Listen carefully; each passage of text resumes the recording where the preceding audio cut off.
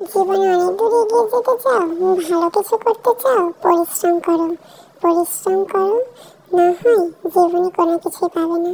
কোনো একটি কাজ করতে চাইলে তোমাকে সর্বপ্রথম পরিশ্রম করতে হবে, আর সেটা যদি হয় তোমার স্বপ্ন পূরণে, তাহলে তো কোনো কথাই নেই।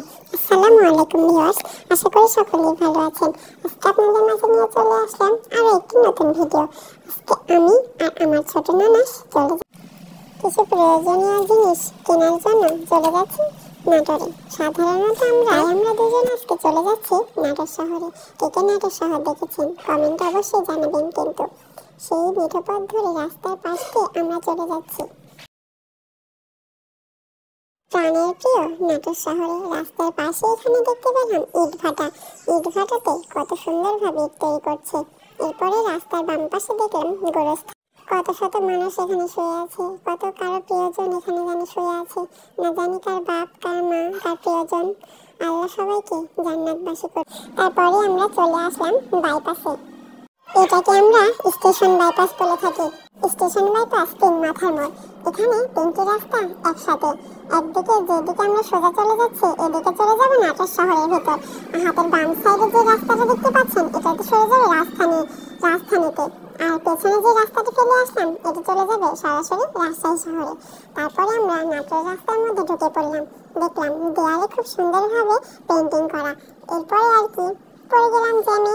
সেই ট্রেন যাবে, ট্রেন ক্রসিং পড়ে গেছে।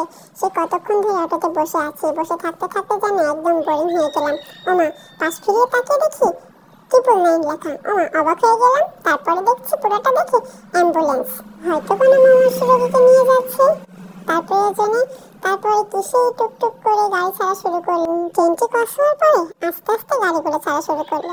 অবশেষে চলে আসলাম রেল লাইনের উপরে। রেল লাইনের উপর দিয়ে যেতে কি যে ভয় লাগে, মনে হয় এক্ষুনি বুঝি ট্রেন আসলো। এরপরে দেখি মামা এখানে অনেকগুলো ফল বিক্রি করছে। ওমা, তাকিয়ে দেখি ফলগুলো যেন আমার দিকে তাকিয়ে আছে। তারপরে যেতে যেতে দেখি হাতের বাম সাইডে নাটোরের বিখ্যাত নবাব সিরাজউদ্দৌলা অর্থাৎ এনএস কলেজ। এনএস কলেজটি অনেক বড় এবং দেখতেও খুব সুন্দর। পড়াশোনার মানও মোটামুটি অনেক ভালো। তারপরে কি কলেজটির দেয়ালে দেখুন কি সুন্দরভাবে ছাত্ররা পেন্টিং করে রেখেছে, দেখে যেন মন জুড়িয়ে যাচ্ছে। আর এই যে দেখুন, এটা অনেক বড় মাঠ। এটা হচ্ছে এনএস কলেজের মাঠ। নাটোর শহরের ভিতরে ঢুকে পড়লাম। 2 রাস্তার মাঝখানে বিভিন্ন রঙের পতাকা টাঙানো। রাস্তার কাজ চলছে। রাজশাহীর মতো হয়তো এখানেও লাইটিং করা হবে। এখানে রাজশাহীর মতো পরিচর্যা করলে নাটোর শহরটাও যেন আমাদের প্রাণের শহর হয়ে উঠবে, আরো বেশি রূপময় হয়ে উঠবে। পাশে একটি বড় অনেক বড় বিল্ডিং দেখতে পেলাম। আমি জানি না সেটা কি। ওমা, এখানে দেখি মুরগির গ্রিল। গ্রিলগুলো যেন আমাকে ডাকছে। প্রয়োজনীয় কেনাকাটার জন্য চলে আসলাম দীপক স্টোরে। দেখি এখানে কোনো কিছু পছন্দ হয় কিনা। আমার এসে দেখি অন্ধকার ঘুটঘুট করছে। তারপরে লাইট দিল। চারিদিকে এত মানুষ আর জিনিসপাতিতে ভর্তি। লোকটি যেন আমাদের দেখে লজ্জায় পাচ্ছে। এখানে গ্লাসগুলো দেখে অনেক বেশি সুন্দর লাগছে। মগগুলো খুব দারুণ। আমার এরপরে হাতে নিয়ে দেখি এটা কি। এটা যেন মনে হচ্ছে একটি জাদুর খেলা। তারপরে দেখি এটা একটি লবণ বক্স। সেখান থেকে কোনো কিছু পছন্দ না হওয়াতে চলে আসলাম ফ্যামিলি বাজারে। দেখি এখান থেকে ফ্যামিলির কি কি কিনতে পারি। আর প্রথমে ঢুকে দেখি দোকানে ছোট্ট একটি ছেলে, হয়তো ছেলার, সে আরামসে ঘুমাচ্ছে। আমাদের দেখে সে যেন চমকে উঠেছে। বিভিন্ন ধরনের রং বেরঙের জিনিস দেখে এখানে যেন মনটা জুড়িয়ে গেল। ওমা, এটা আবার কি? এটা দেখে একটি ঘরের ল্যাম্প। দেখতে দারুণ সুন্দর, তাই না? তারপরে কি সবগুলো জিনিস খুব ভালোভাবে দেখছিলাম।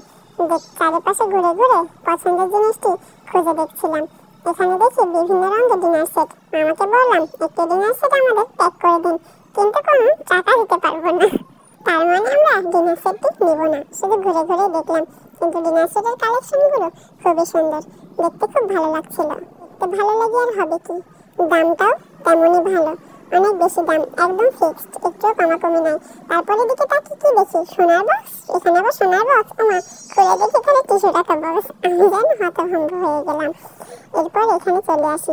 এখানে জিনিসটা অনেক দূর থেকে দেখে খুব ইন্টারেস্টিং লাগছিল। কাছে এসে দেখি খুব দারুণ একটি জিনিস। এটা কি, কে কে বলতে পারবেন? যদি কেউ বলতে পারেন তাহলে তাকে আমি এটা গিফট করব। জিনিসগুলো দেখে খুব ভালো হচ্ছিল। এটা কি ঘরে রাখা ছিল? একটু সাজেস্ট করুন। তারপরে দেখি এটা 1 থোকা আঙ্গুর। ওমা, দেখে জিভে যেন জল চলে আসছে। পরে দেখি এটা প্লাস্টিকের আঙুর। এখানে অনেকগুলো ফুল সাজিয়ে রেখেছে। তারপরে এটা দেখি স্পাইডারম্যান।